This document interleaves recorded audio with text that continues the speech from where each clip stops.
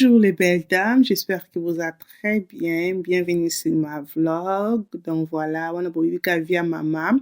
Donc pendant tout l'homme qui n'a tongo, na longo blamba on attenda qui na sokola qui blamba couleur parce que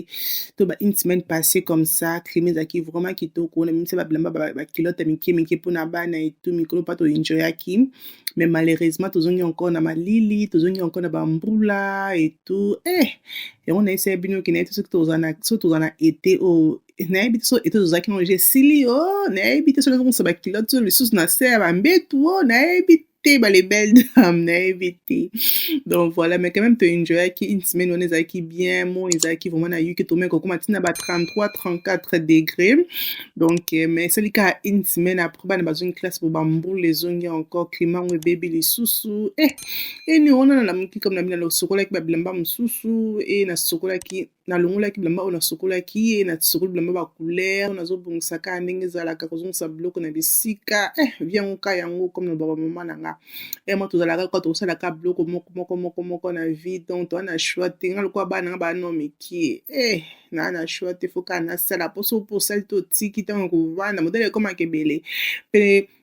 Natan autocom non comme ça natan ba moi banzinzi ba nyama mike ba koma na ndako et tout il faut toujours ka ko bongisa na ko pangusa donc voilà maintenant ko kande ko lamba te parce que moi ezaki me funa zongela ko lamba parce que na pas kala na lamba kala na ko se bintu les bêtes parce que nga ko lamba te na moi na ko karaté pour ce ko beba nga pardon lol mais merci beaucoup na grâce beauté parce que pour cela nga toujours bien pour na grâce beauté après na school ba sel na nga comme bomoni pour na ko longola ba salité ou ba na matika tikaki kandenge ezalaka donc nazaki vraiment mingi na cuisine après aussi ça on ba kenna beta sko tout pour na repasser moi tellement ezalaki makasi na ba kifuka na repasser parce que on a repasser te na ba que semaine on ezaka ya moi blamba na sokoleze belé et blamba na temps moi boye bilambe wumela te pour na ko malamu no ndan wana donc là na sepela ki no maso tandika 2 jours et kauki bien autant dire on le lobi na poko kauki parce que moi ezali mais tant moi ezalaka te blamba ko vanda 4 jours tata 5 jours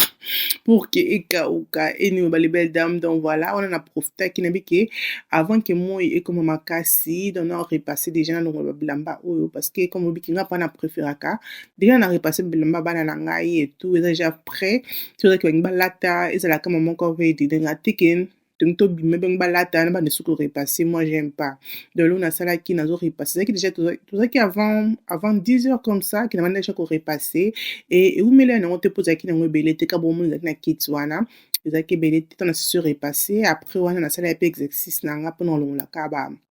ma futa na nzoto et tout donc voilà viens au cas yango les belles dames toi na choité to 50 amis merci to moni journée mususu journée différent donc na tinzi mnanga nzambe et nazo yoka na kotika bino d'abord to repasser to le nom blamba amekimi ki blamba pisa amekimi ki wap I cannot wait mtu ndo ko repasser blamba na les belles dames I cannot wait.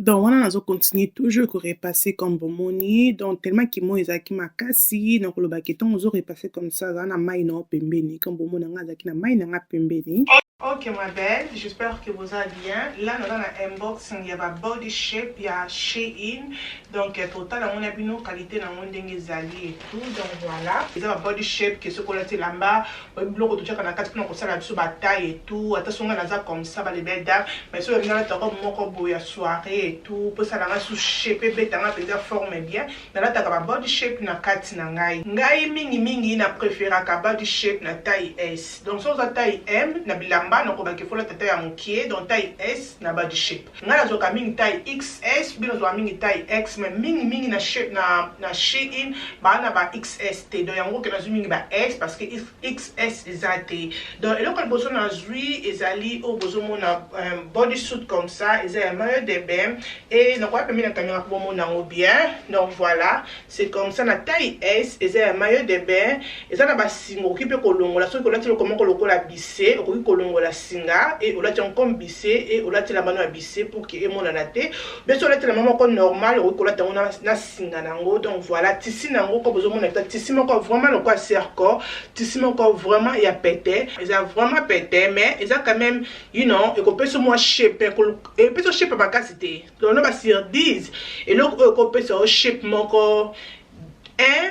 ou bien 1,5 et ça te que comment que pesa yo shape non même quand ça bon plat boy so na la tengo te que pesa nga shape mais exactement que pour na garder nga na zala you know na zala quand même na shape bien na nzoto na nga que so na la te la maman bona na za pour sa shape et na tete donc on va te que ce que zui il un body shape oyo et ça te que la rose ba ki pour que ta et ça la nga taille qui tanga libumu non et que pesa ka nzoto taille nzoto mais sur 10 donc pesa ngo 2 OK ou bien on pesa ngo 1,5 et c'est le comment te ko la tango ba ki na yek au côté de bon comme on a tissé dans des alliés tissé dans c'est comme ça et là comme c'est que la on a taille S ba les belles dames et total à ceux qui les alliés nini o les alliés tissé oyo ils ont moi ma casse comparé à tissé on est l'ex qui vient un meilleur de bain oyo les alliés robe nango donc ce que là tu le comment qu'il y a robe on s'en a pour ça que il y a robe moi qu'on a c'est que et ça là yo shape na katanzo to na yo et autant na katanzo to donc voilà ça vient comme ça et na ju on a taille S so na ouais la caméra pour bon mona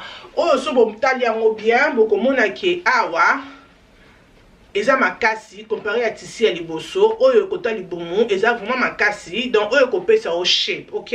oyo ekozala bien ekopesa au shape et dans le quête on a biso comme boso mon eza makasi seulement que awa kota face nde tissu na biso ekomi pété eza vraiment qualité moko te que wow non mais eza ça va ba les belles dames ça va que ce que bi ola te lo côté donc là o comme on a quand même changement que ceux qui ola te lo côté donc ça vient comme ça eza na basinga o koki olongola te donc ezali robe ya shape OK je crois ko landa biso to kotala oyo na taille S et oyo ezakaka eza le quoi singlé à shape ouais comme bozo mona batie biso ba éponge wana non et ya caméra donc ça singlé à shape ouais et batie biso ba éponge wana comme bozo mona ça vient comme ça oyo tissu oyo ezali pété comme bozo mona tissu oyo eza vraiment te que le comment on ça là peut forme wow nous c'est seulement que pour nous garder une auto ezala bien OK donc voilà et là comme tout ce que l'on a biso oyo na zone taille XS enfin na zone taille XS eza cycliste comme ça on se prépare ba couleur na ngote na nyami ba couleur na la couleur noire ou bien couleur marron ou bien couleur caramel donc on va checker mon caramel mais même le quoi ba orange couleur non on se plan non mais sous nous eza bien net on on la tango parce que les colons non déjà ça qui toko plus à XS na bi ke oyo ko sala nga ki toko oyo ko zonga vraiment nzoto surtout kota libumu bozo mona ke za makasi et na sima na biso pe kota face ça peut très bien assez a oza nango pété comme bozo mona seulement que awande tant on lata awa nde vraiment ekova donc partout to lingaka wana oyo kanga biso comme ça des parties oyo donc eza vraiment bien on a baké sur 10 on a baké na pesi yango ata 4,5 et là comme sous oyo ko kolanda la on a taille S ba les belles dames et tokotala donc voilà oyo ezali singlé op j'aime bien couleur comme ça c'est caramel oui j'aime couleur comme ça pas la couleur dans les sous ça la couleur nango que j'aime son petit shape ouais on a ngami na ba couleur comme ça ils ont que mingi na poso na nga nzoto et j'aime beaucoup donc voilà ça c'est comme ça au pas beaucoup mon nga nango likolo na biso na ko bozo mon ça nango vraiment simple c'est ma que awa tisi nango pas bon mon ke na bon mon tisi nango za mo makasi kota libumu donc oyo ko la na ser body oyo comme singlé et au body non likolo et ko ça la peut former parce que ko bombo nzoto ça dans tout kitoko les belles dambo limbi ça na vraiment moto donc on a taille S oyo ezali oyo eza sous-vêtement mais sous-vêtement pe ya kosala shape comme bozomona eloko nasepelaki nango e na nsima nango ça vient comme ça comme ba French underwear, ok, et likolo nango siko bozomona eza tight. Donc so za te kona absolument ta ba maillot te na absolument ta ba cycliste te okola ta sous-vêtement comme ça et comme bomona ki na nsima nango pe ezali kitoko tema ki awa likolo place oza na posa ki ekanga donc awa likolo pe oyo jusqu'ici ekangi donc awa likolo nde okozala vraiment à l'aise parce que ekosala shape. J'aime ça, je vais utiliser et j'aime la taille S et taille S et ça peut bien couleur nango j'aime. Et donc comme sous-sous quoi kolandanga na la taille S et na couleur noire. Ça là aussi, ezali sous-vêtement nango, mais aussi qu'on a marqué ya nene nango. Donc comme vous avez on ezali le quoi moi sexy moukié, mais eza ce qu'on lingate que you know élégant trop, ezala trop sexy. Au cause non comme ça que osa à l'aise na face. Donc eza moi nene comme vous avez la shape nango et le bosso nango c'est comme ça. Votre la vidéo on a pas papaté, ok? Donc surtout la taille S les belles dames et total ceux qui zanini taille S eza sous-vêtement. C'est pas sous-vêtement na bango, that's the truth. Dans ce pays nango marque ezali taille S aussi c'est joli. Comparé à on Alexa Kibino, oh tisi nango aza moins sexy comme vous na se nango azo lakisa moins nzoto, asali moins féminin comparé à on Alexa Kibino o elandaki oyo. Et si mon abisso c'est comme ça. Moi j'aime ça parce que là à redessiner trop té, ce qu'on la tient en robe, à redessiner vraiment trop té parce que tisi na pe eza pété seulement que likolo na e awa comme vous na likolo na e ande azali serré. Donc j'aime aussi. Ok ma belle, et là comme tout ce qu'on a kolanda biso, eza taille S, eza na couleur ya marron et na noir. Na c'est bien na deux couleurs nango, c'est joli. Ça aussi on va utiliser les belles dames. Na ko la sabino bomo na ndenge ezali. Na couleur marron, j'aime vraiment marron moko kitoko. O ezasko ba maillot de bain nango. Na préfère na maillot de bain. Maillot de bain so bola tango comme ça pour te serre corps le colo. O ekoti oza vraiment bien protégé que so la ti single air moko e bimaka. Mais so koto na ta pantalon bimaka. So la ti ceinture. So la ti ceinture te single air moko e bimaka. Mais maillot de bain comme ça to so la ti ceinture to chango et o chebodi no likolo. Oza vraiment bien protégé. Et na la taille S. Donc likolo na ko bozo mona ke tisi nango za pété. Que koto libumu na biso ezali koto za na posa ke ekanga biso nde tisi nango eza makasi na muto azoluka maillot de bain ya body shape na bakikende na oyo to aso na XS mususu ona zui awa ezali XS oyo ezali culotte donc culotte za kakolati et ça vient comme ça et ça culotte et j'aime aussi des choses comme ça donc yango ekosuka awa akosuka quelque part awa et aleki comme ça basinga nango ba système wana non alu asuka na sebo et akangami pour que akitate donc aza bongo et j'aime ça. Ça là c'est tight les belles dames, regardez-moi ça. Yes, ça là c'est ça là vraiment sur 10 na baissé en haut à 6 hein. Linga vraiment comme ça donc là j'ai mon pied comme ça néné et ça là quel côté mais ça là vraiment que j'aime donc au colon la singa non au colon la singa té obsolati robe non connaît ta singa comme ça au coach chango là comme on a la té donc je forme très béton mais comme on a d'autres aussi et si mon habit c'est comme ça et ici si na biso eza pété que na libomo tisinde eza makasi j'aime vraiment ça là à la qui. Et toi na oyo ezali ya collant na biso ça vient comme ça. Moi j'aime bien des collants comme ça parce que là sur la petite pantalon tissu comme ça ni tu na lati na ta ko bobi ke poto za tout le temps malili là ta pantalon tissu mais malili ezali bien che ba collant non comme ça na sa pantalon na tissu a poche pantalon tissu o za la protéger pour na malili et j'aime vraiment bien sur la ba collant mais ba collant msu ba kombo surtout ba collant na biso ba kombo ba za ka tissu na mo za ka pete o mona ke so lati yango a peso forme te. Cha oyo a cause du collant no ya combo chi ba les belles dames a ko sala au forme kitoko a ko vendre so face na respect a ko vendre so libumu na respect vraiment. Ça ils ont vraiment des qui ce que ça monte linga pe ba kola ta ga kola ngo moko te kola ngo moko ba combo a comme ça next so if I'm making sense to you mais avant de ça va vraiment tout ne pas to linga pa te ba eno ba les belles dames j'aime aussi ça vient comme ça et les colonnes option de makambo a besoin ngo tisi na biso ya pepele et loko o est important dans la libumu na lo keto ko bozumona aza vraiment makasi et ça là na ko utiliser ngo ba body shape o la oza la kisibino na beta cd et ça ba body shape o te ki non soki olingo ko malibumu plat ndo la tiango te ba différence libumu plat a comme un mingi na westerners, OK westerners so that buneni tango kangai a comme so libumu plat body shape soki oza libumu monene ata ntango kolata ye ma belle libumu na kozala kaka monene oyo la Rose alobaki te. Body shape eza mingi mpona bato baza bolimbisa mais body shape naloba vérité eza mingi mpona bato baza na bataille waja na mwa taille na yo e otia yango sikoyo na balokwa Kim Kardashian ateka ba body shape parce que aja na taille wana. Donc body shape aja moto aza na taille e ana posa keloko moko ke esserré ekangi esusu taille e body shape yango nde ekosala o ekokango taille ekosala o bien. Mais soki oza moto okoza na libumu na bakesomba West Trainers you know somba West Trainers soki oza moto mpo koza na libumu na koloba ke somba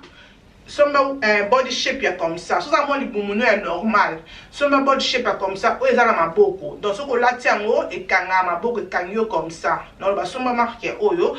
ekozala bien. Soki oza moto ya libumu normal na koloba ke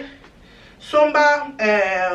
oyo kombo na nini somba maya de bain oyo pe akosala au moins bien sunu te na kotika ba lien nango nyonso tu na se na mutu o asepeli nango ba lien ya ba body shape na biso ekozala nyonso tu na se e kobosala te vidéo ozaki sponsorisé na Shein. Voilà ma belle, après aussi sa vidéo nanga Shein alakisi bino donc la mo ekitaki donc nabi ke photo lia comme na sidu nga avant kolamba na mo ite mais nabi ke photo lia et tout donc na binisa ba steak na ba steak nanga na bimisaki et na créer un sema vite fait non ça la ngana spaghetti mikolo pana kokula mabloka ba congolais te kina umela na moto ba libedam to bosa na te ke photo mi aider photo za la protéger ba mama donc kozala ka tout le temps moto te pe moto na moi na ko sa bino te ebelisaka ngelo kona salaka mingi na lamba mingi somo ekiti mingi somo ekiti na banzo lamba to ba moi ezala na ba 13h 14h 15h pardon na ko lamba te na ko kate poso na beli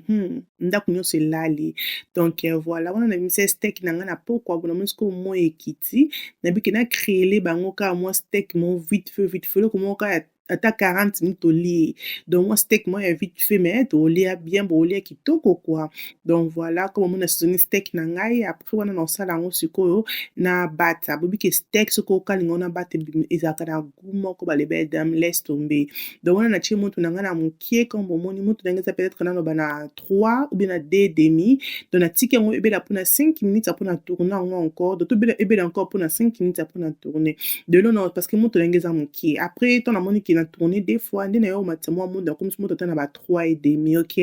donc voilà on a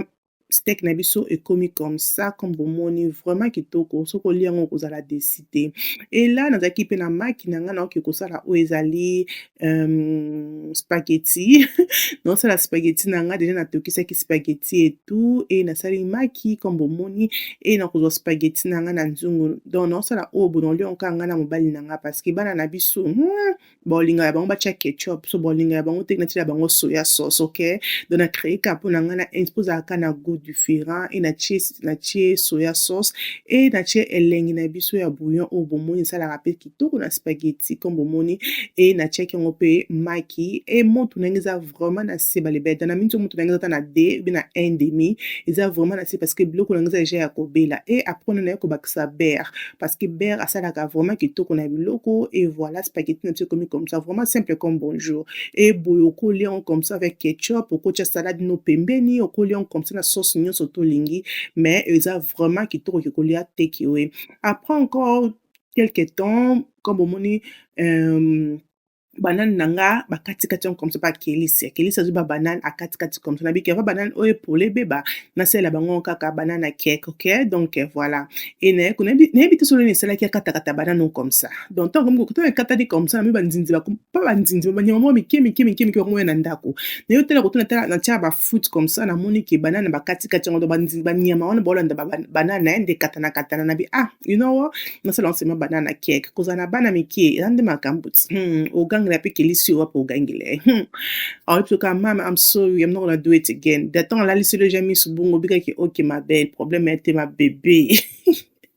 Donc voilà, wana na nakomisaka banana cake parce que na ndako na biso tolingaka banana cake mingi, donc na bakisusu wana bitabe na yo elingi ebeba, be bitabe noki bana bakati kati kati ezalaka bana basakana toujours na bafruite na biso na bandako, donc bakicrée yango comme ça, banana cake ezalaka vraiment kitoko, okolia yango boye na custard osepela nango, donc okoliaka banana cake yango moko te parce que ezalaka dry, donc so olia yango na custard ma belle okosepela nango, donc eza favorite banana cake, eza mpenza plat préféré na koloba ya Kilian. Kilian akoli yango ata nyonso na journée moko. Donc alingaka banana cake mingi. Et là, na bino créer bango banana cake comme bozomona nabeti pâte na nga mpe bien, ezalaki nango pâte ya mingi te parce que banana na nga ezalaki kaka so mpe mibale. Nasalaki 3 bananes si je me trompe pas, oui. Natiaki 3 bananes et voilà. Nabeti pâte na nga ebetami très bien, ba banane na nga mpenza enikami très bien comme bozomona. Et là nakoka kotia sikoyo oyo ezali beurre na sani na nga oyo, nakotiela pâte na ngai pour ke ekangama na sani te, OK? Donc voilà. So oza na beurre te okotia na ata huile eya na problème te. Donc après wana nazozwa sikoyo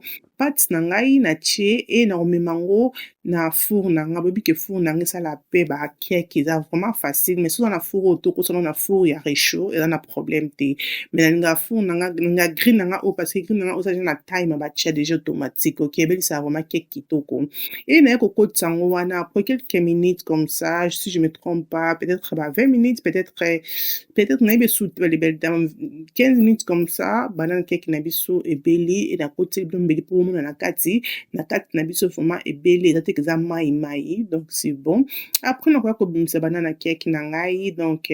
comme nabiki banana cake balia yango na custard, so osali yango comme ça, mwana alingaka custard te, akolia ne peut-être bongo, peut-être osaleli na miliki pembeni, mais mingi balia yango comme ça na custard, OK? Nga mingi na ndako tolia yango comme ça na custard ezalaka vraiment kitoko, bana balingaka yango mingi. Et j'espère que vidéo oyo balibele dame esepelisi bino tokomi na suka. Donc voilà, cake na ngai ebaki comme ça, comme ozomona vraiment simple, ke nabwaka banane nabwakaki yango te tosalaki yango comme ça. Zala abonné, aimez vidéo, partager vidéo, kosala bien makasi. Bisous bisous, bye.